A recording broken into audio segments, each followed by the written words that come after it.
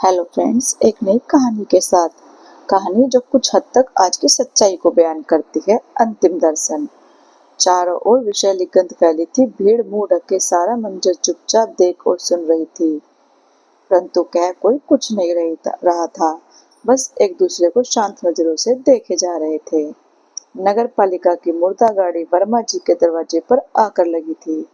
किसी ने वर्मा जी की पत्नी के मरने की खबर नगर पालिका को कर रखी थी। शायद नगर पालिका वाले उनका अंतिम संस्कार करना चाह रहे थे, परंतु वर्मा जी की मान ही नहीं रहे थे और न ही स्ट्रेचर बॉय को अंदर कमरे में जाने दे रहे थे, जहां उनकी पत्नी का पार्थिव शरीर पड़ा हुआ था।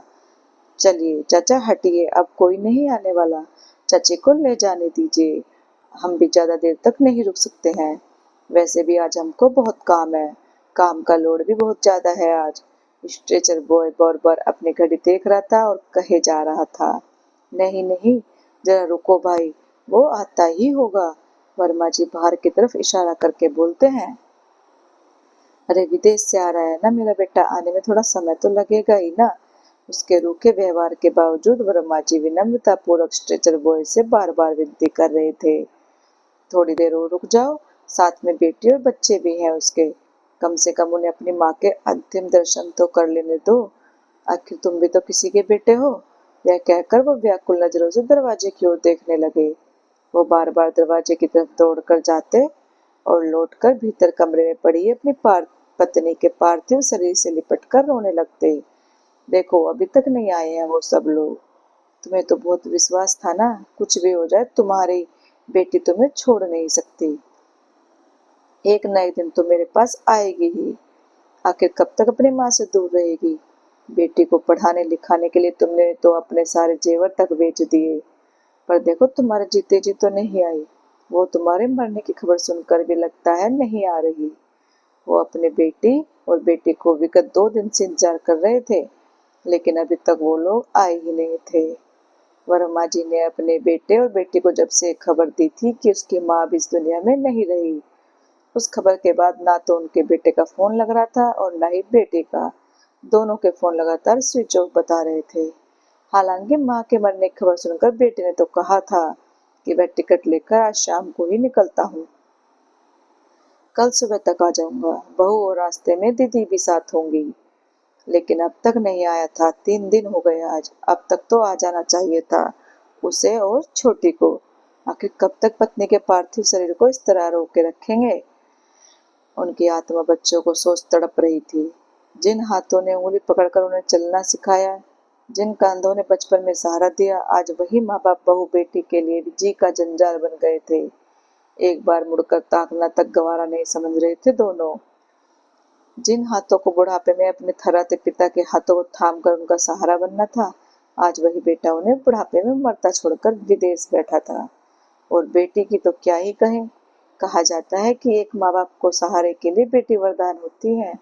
एक ही कोख से जन्म लेने वाले 2 औलादों में बेटा माँ बाप को ठुकरा सकता है, लेकिन बेटी अपने माता पिता को कभी नहीं बुरा चाहती। लेकिन आज बेटे को छोड़ उनकी बेटी भी उनकी परवरिश को गलत साबित कर रही थी।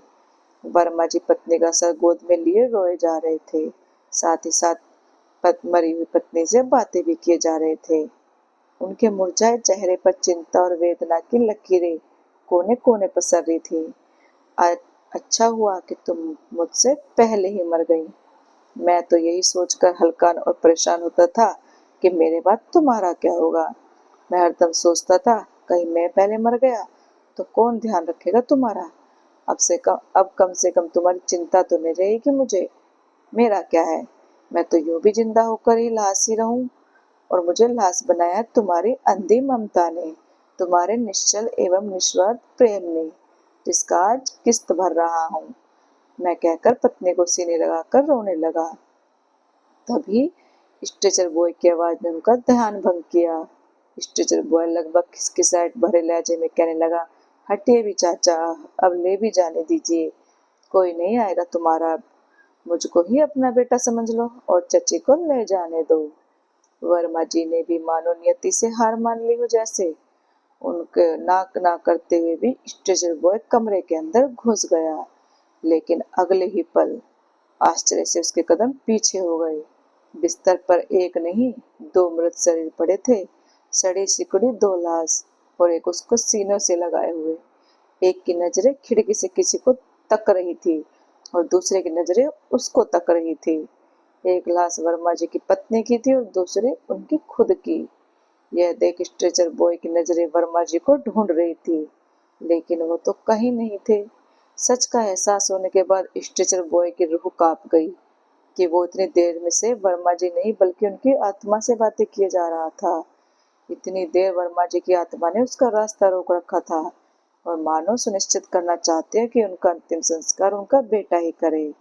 और स्ट्रेचर बॉय के मुझे अपना बेटा मान लो कहते ही निश्चित होकर चल दिए हों।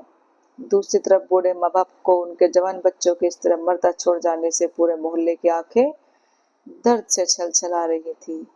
सबकी आंखें नम थी। हाँ, ये अलग बात है जो किसी ने लाश को छुआ तक नहीं था और न ही उन दोनों के अंतिम स्नान और कर्म की जहमत उठाने की कोशिश की थी। अकेला स्ट्रेचर बॉय वेदना में डूबा अपना कर्म कर रहा था।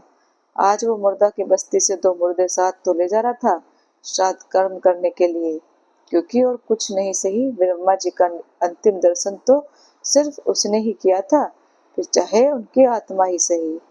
दोनों की लाश जलाते स्ट्रेचर बॉय मन ही मन सोच रहा था कि कैसे अभागे माता पिता हैं दोनों।